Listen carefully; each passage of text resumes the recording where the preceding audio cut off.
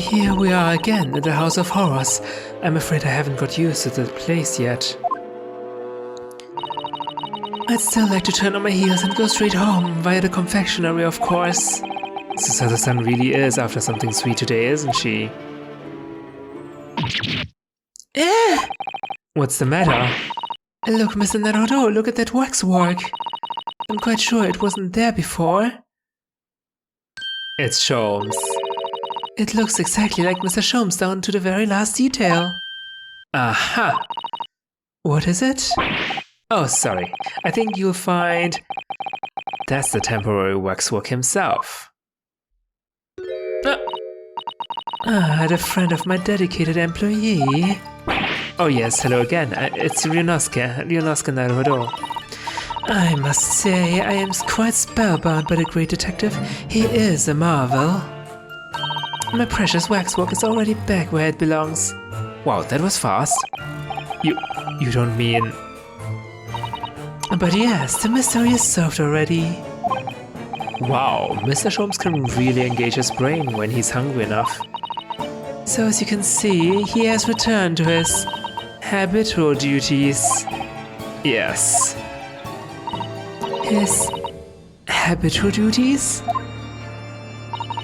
Alors, do not disturb, eh?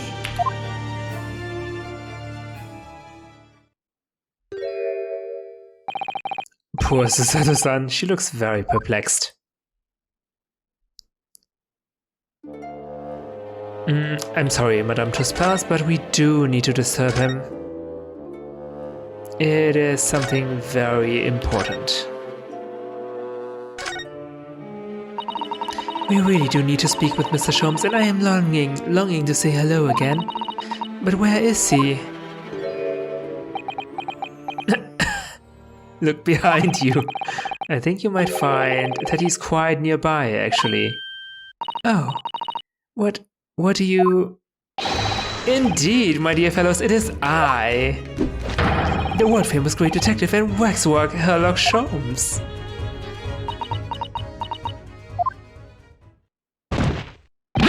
Susato-san! Susato-san! Reminds me of Metal Gear Solid.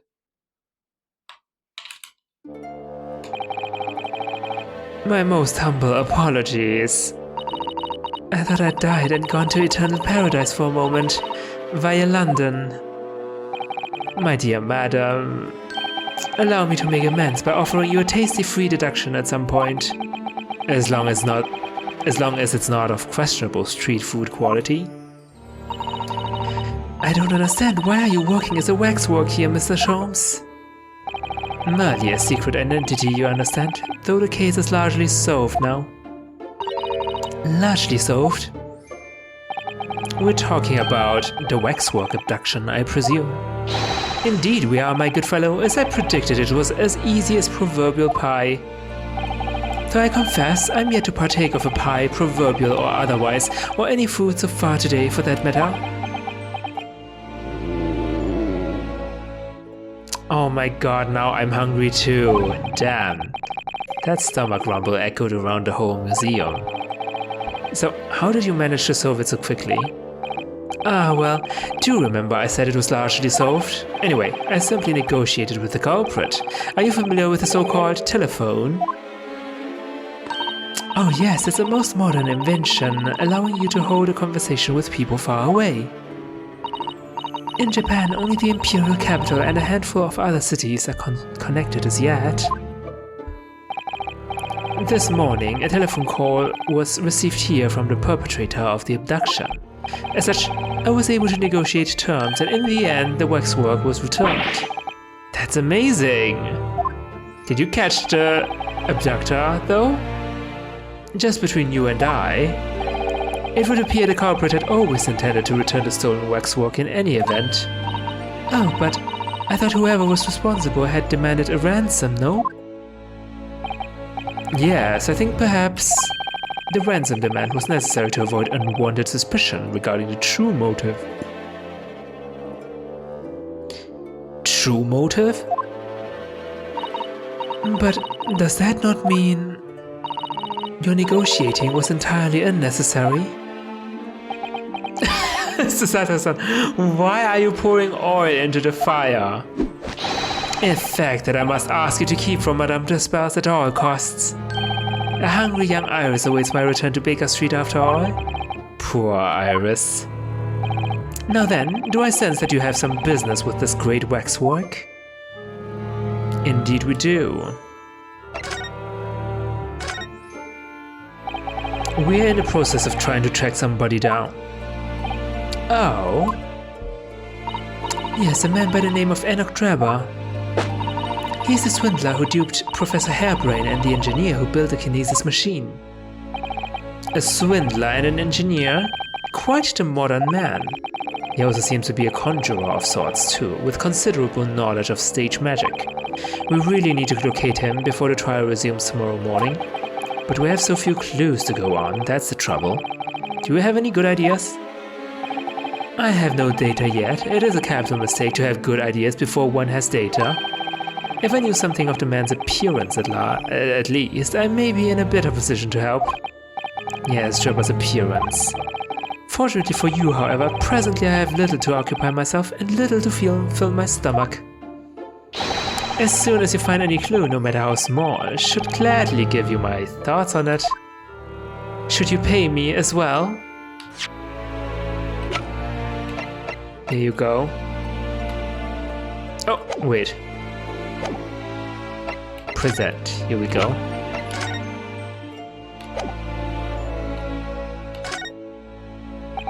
Mr. Sholmes, would you cast your eyes over this photographic print? It's of Mr. Enoch Drebber, the face of the engineer we seek. Well, all Englishmen look broadly the same, of course, so looking at the photograph won't be particularly instructive. What do you mean, everyone looks the same? Are you alright, Mr. Sholmes? Yes, forgive me. Very interesting this, very interesting indeed. What's wrong, Mr. Sholmes? You've turned quite pale all of a sudden. What's wrong? Wait, what's wrong? What's wrong? Okay, he won't tell me. Alright. About Kazuma, why did you lie to us? Mr. Sholmes, did you lie to us?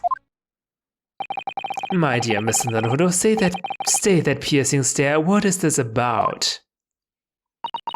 Last winter, when we were first on our way to Britain aboard the steamship, your words were very clear. So then, let us unravel this mystery and discover what events led to this curious murder. You told us that it was murder, and you examined Kazuma-sama's body. Indeed, and wherein lies the problem? We met him earlier today, the victim, Kazuma Azuki. You're quite sure? He was wearing some sort of mask and was apparently suffering from amnesia. But yes, I'm quite sure. It was Kazuma-sama. You must have known at the time, Mr. Sholmes, that he wasn't actually dead. Well, I can only assume I was swept up by the murderous atmosphere of the moment. But the fellow wasn't dead at all. Priceless. This is no laughing matter, what the heck? I don't suppose that performance would pass muster, would it, Mr. Naruhodo? No, I could believe that the crewmen present at the time made a mistake, but not you, Mr. Sholmes. I will now tell you something of the first importance, my dear fellow. Great detectives are wont to lie. It will serve you well to remember that. Please, Mr. Sholmes. Tomorrow in court, you will find yourself on the threshold of a very great mystery. For now, I am afraid that is all I can say. I have a suggestion, Mr. Naruhodo. Will you indulge me? Oh, well, what is it? As I explained to you when you arrived, the missing waxwork has been returned, and I personally reinstalled it in the exhibit from which it was taken, behind those thick curtains. Oh yes, the professor exhibit, isn't it? Would you like to see it? 4 more 5 shillings. That's a special one-time only price, you understand? Why are you changing the subject like this? What? The opportunity won't come again, I might add. Wouldn't you like to see the fruits of my labor? Oh, well, we do have a rather pressing investigation to carry out. Perhaps we could postpone? The price is a very reasonable 5 shillings. I think you'll find it's well worth it. Huh? What the heck? Are you being quite serious, Mr. Sholmes? Surely you need only look at my expression to ascertain if this is seriousness or silliness. I can never tell with you, that's the point. Very well, it couldn't hurt. Here's your 5 shillings. Gratefully received. So the special exhibit awaits behind the curtain. I invite you to peruse it at your leisure. What the heck?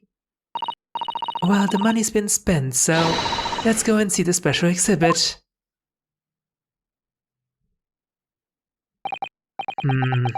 Through those heavy curtains at last.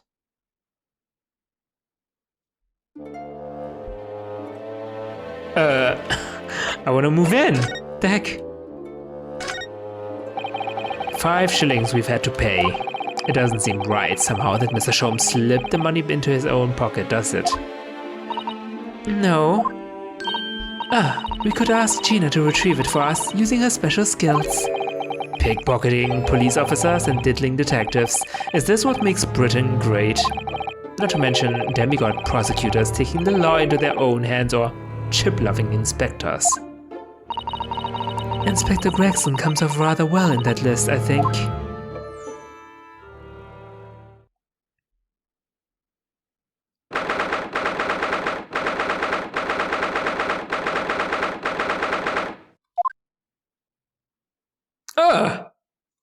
Okay.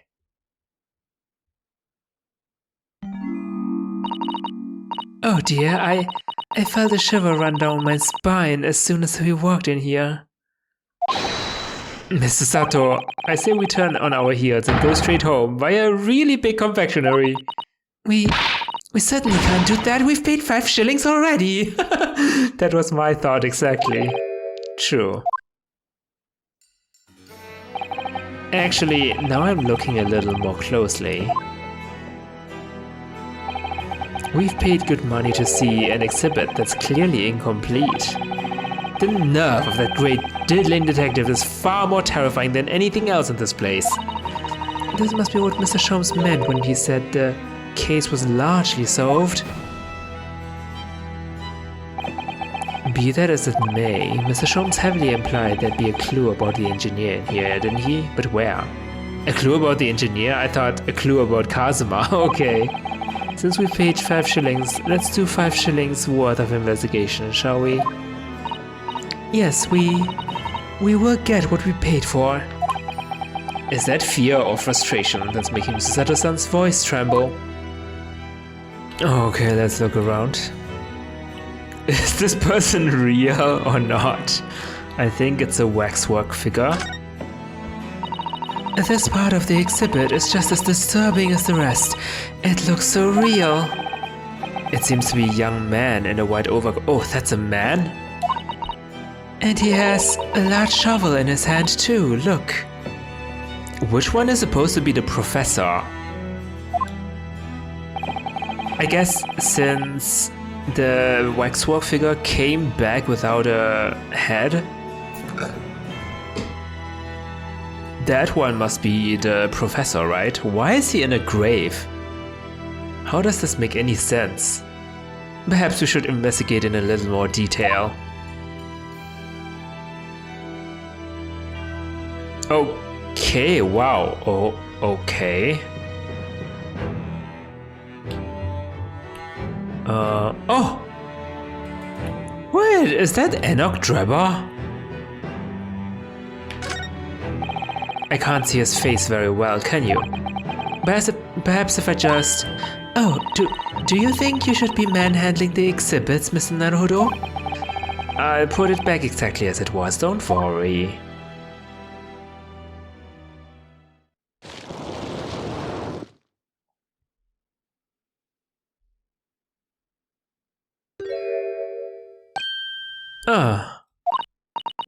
What on earth? How can...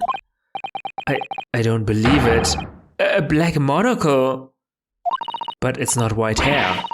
Mr. Naruhodo, is it possible that this man is... Yes. It's Enoch Drebber! No, he hasn't. He does not have white hair. What are you talking about?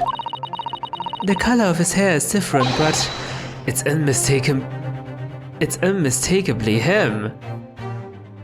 What? Unmistakably? That's a stretch, but his eyebrows does match. His hairstyle does match. His cheekbones do match as well.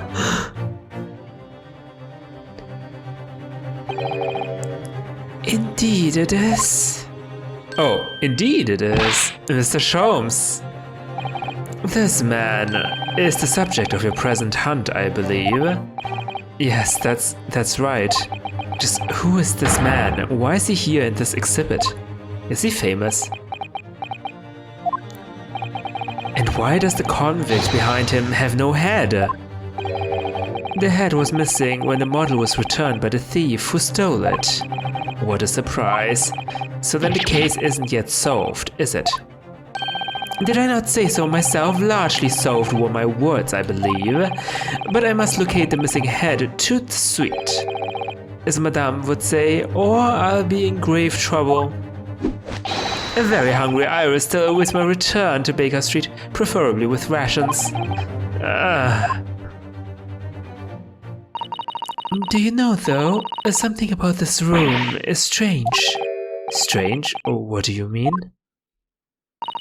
Well, the displays in the House of Horrors are supposed to depict real events, are they not? Indeed they are, Miss Susato. Do go on. And as terrifying as they are, the scenes in the other exhibits are believable.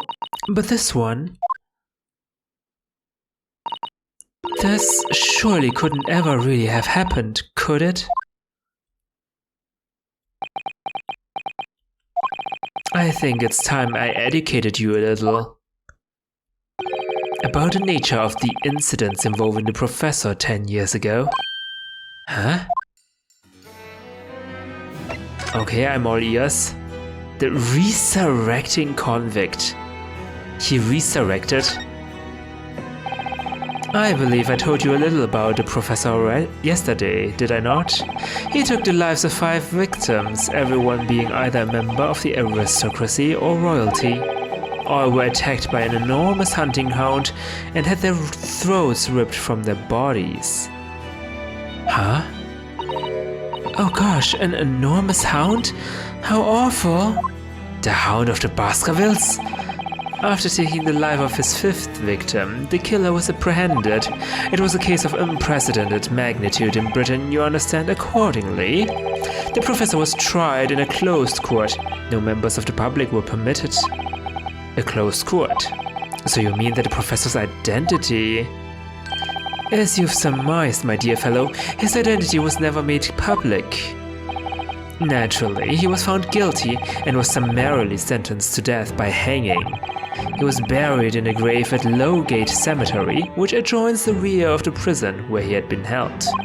However, that was not the end of the affair. Oh. The very night that he was buried, the convicted man came back to life. Someone else who came back to life? Came back to life? He clawed his way out of the ground and emerged into the moonlit graveyard. The exhibit here depicts that very scene as described by the sole witness to those chilling events. Oh, so he might be lying, right? The witness might be lying? There was a witness? But of course, my dear fellow, it was none other than young man in the white overcoat. Enoch Drebber. You saw it happen?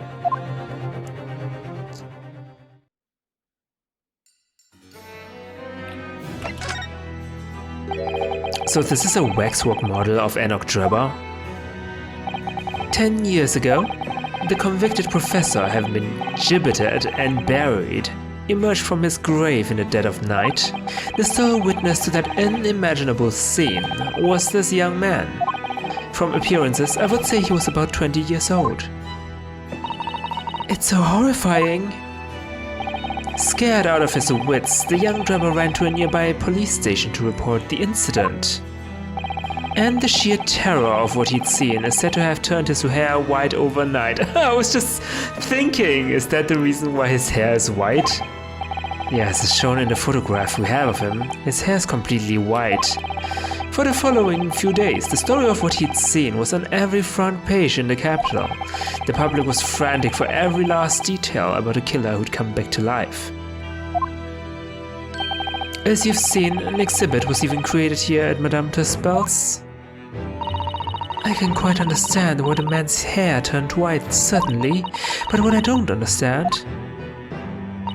is what Mr. Drebber was doing in the first place, in a lonely graveyard in the middle of the night.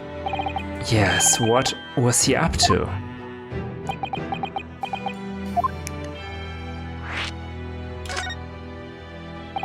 The professor's acts of terror threw London's upper classes in complete panic 10 years ago. It was a great scandal, one might say, at the very highest levels of society. And since the killer's identity was never made public, rumors abounded. Wait, did they never find a body who was supposedly has clawed out its way out of the grave? After all, no killer had ever before systematically employed a dog as a weapon of murder. Yes, I can imagine the impact the case must have had. But in time, of course, the rumors abated. So too did talk of the shocking witness account of the convict who came back to life. It was forgotten, dismissed as a dubious ghost story, as a preposterous parlor tale. But why did people stop believing it? Why did people believe it in the first place? Why? Simply because there was no resurrection to speak of, as was established in fact. What do you mean by no resurrection? The police investigated the grave in Lowgate Cemetery and published their findings. The convict's body was found to be buried exactly where it had been following the execution. Oh, okay, so the body is still there? Huh? But why did people believe him in the first place? I don't get it. It's so unbelievable. No, but that would mean Mr. Drebber must have lied to the police and the newspapers. That would appear to be the only logical explanation, yes. The young man subsequently vanished from society and nothing has been heard of him since. It's rather striking then that he should resurface now, don't you think? Of course, the convicted murderer couldn't really have come back to life, that's not possible. But Drebber's hair is unusually white, and if that really did happen overnight as a result of shock, it's hard to believe the incident was an out-and-out lie.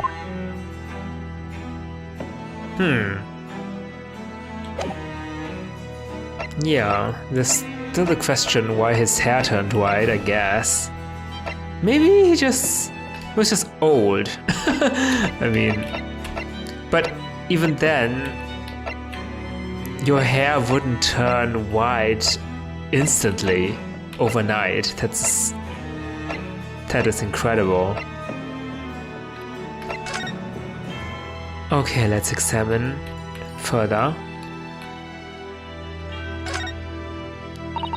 This part of the exhibit is just as disturbing as the rest. It looks so real. Okay. Can we still investigate him? He's got a camera. What's this here? Well, this would appear to be a lens in the middle, so I believe it's probably a camera. A camera, but it's so small. British technology is incredible, isn't it? I mean, what about Mr. Sholmes' skin prints?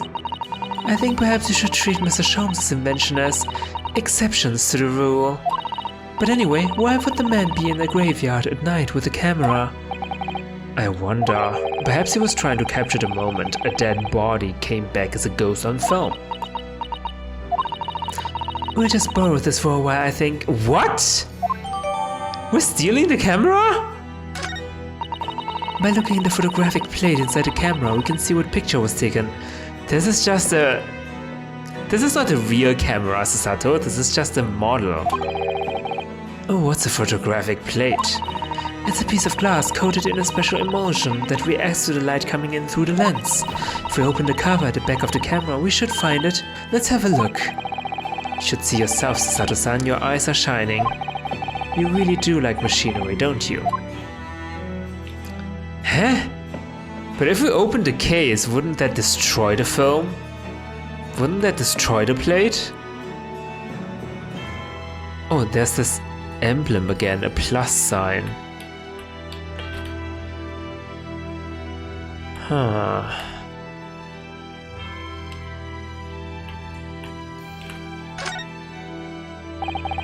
That's quite a large lamp the man's carrying. Or is it a lantern? It's not unlike a Japanese chochin paper lantern, actually. Is it? Chochin? Chochin? This doesn't even sound Japanese. What is that? Hold on, let me Google that. Chochin? Oh, chochin. Ah, chochin. Hold on. Let me look up the hiragana.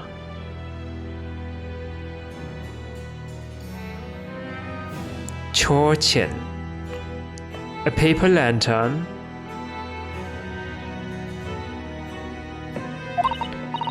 Lamp, lantern, chochin. The point is, it casts very little light. To be walking alone in a graveyard at night with only this. Well, I certainly couldn't do it. I'm not sure I could visit a graveyard at all, even in broad daylight, to be honest.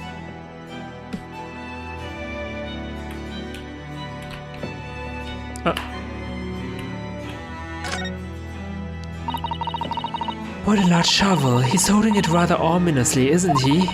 What on earth was the man doing with a shovel in a graveyard in the middle of the night? Miss Sato? Yes? That's a spade, isn't it? A spade? What? No, it's a shovel. No, shovels are for digging. That's for scooping up loose material. It's a spade. How can you tell? It's for digging, isn't it? We've been through this, Mr. Naruhodo. It's a shovel. No. Although, we haven't considered trowels. Shut up. We've allowed ourselves to be distracted, I feel. Perhaps we should concentrate on what the man was doing with the implement. So we're going to bury the hatchet?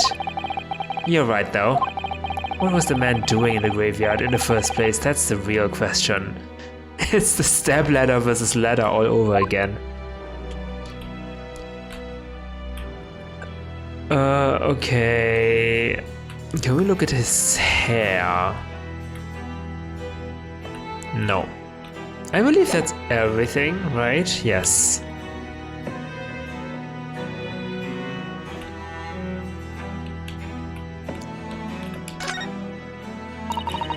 This must be the killer, the fiend known as the Professor. Yes, I think so. According to what Madame Tuspel said, he killed 5 victims, all of noble or royal blood. The waxwork is so lifelike, isn't it? Like all the models in this place. I mean, without his head, he doesn't look real anymore, right? I know, it looks like it could start moving at any moment, doesn't it? If only it had a head, that is. Perhaps we should examine it in a little more detail. Oh, this one too? Oh, I can't rotate though. And there's Oh.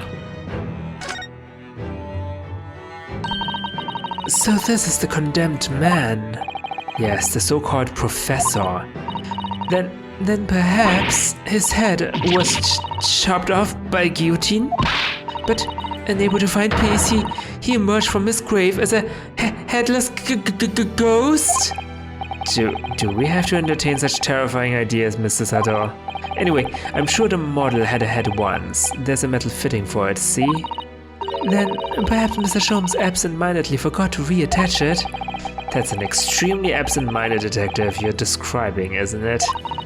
Or perhaps the thief absent-mindedly forgot to include a head when he or she returned it to the museum. And that would be an extremely absent-minded thief. Could there have been some reason why only the head wasn't returned? Well, whatever the reason, it means we don't know what the face of the infamous professor looked like, do we? Oh. There's something caught just inside a convict's jacket there. It looks like a piece of broken glass, and quite a big piece too. That looks exactly like the glass we found next to the birdcage on the Crystal Tower. Right? Yeah. What is that? I thought this was part of the window of the tower. Huh. And 139 it says. It's very thick, isn't it? About 5 times thicker than normal window glazing, I'd say. Where could such a thick piece of glass have come from, I wonder? I suppose it must have been made thick to increase its strength. But why? Well, perhaps because the glass had to span a particularly wide area, such as in a big building, for example. Sato-san. Thanks for the tips. Ah, well, we've seen a large glass building recently, haven't we? And some of the glass was broken too. You don't mean... Exactly, the Crystal Tower at the Great Exhibition. But why would glass from the Crystal Tower be lodged inside this waxworks jacket? It makes you think, doesn't it?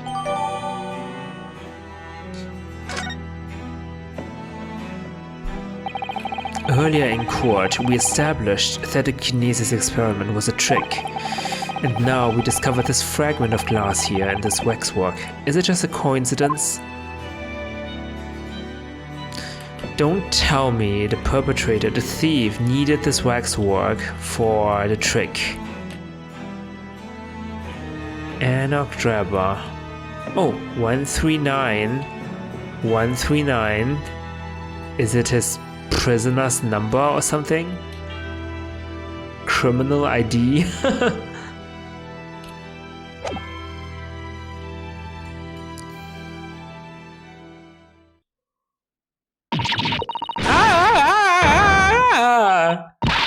What the bleeding Nora or what have you gone and done?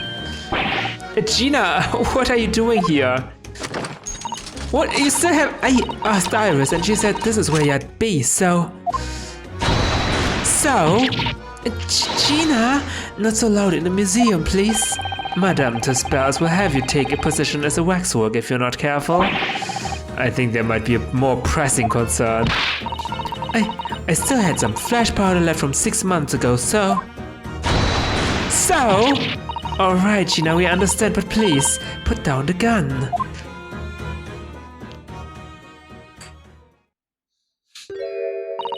Sorry, I got scared. You should try being the one on the other end of the barrel. So, what brings you here, Gina? Did you find the hideout? What brings me here? What do you think?